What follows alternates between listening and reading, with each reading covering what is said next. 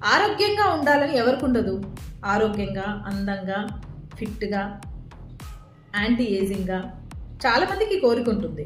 కానీ మనం ఇచ్చే ఫుడ్ అనేది దానికి సరిపోతుందా? మన ఆరోగ్యాన్ని కాపాడుతుందా లేదా? అంటే రోజు ఇడ్లీలు, దోసలు, పూరీలు, వడలు ఇవి తింటున్నాం అనుకోండి మార్నింగ్ టైము. అండ్ మధ్యాహ్నం లంచ్‌కి వచ్చేసరికి నాన్ వెజ్ ఎక్కువగా తినేసి పప్పు, కూరగాయలు ఇవి స్కిప్ చేస్తున్నాం అనుకోండి. అలాంటప్పుడు ఆరోగ్యం వస్తుందా? మీకేం తినాలో తెలియట్లేదు కదా. ఒకవేళ మీకు తెలుసుకోవాలని ఉంటే నాకు మీల్ అని టైప్ చేయండి. నేను మార్నింగ్ టు ఈవినింగ్ అంటే నైట్ వరకు మీరు ఏం తినాలి అనేది diet plan 7 days diet plan పంపిస్తాను. ఆరోగ్యంగా ఉండాలని ఎవరికి ఉండదు?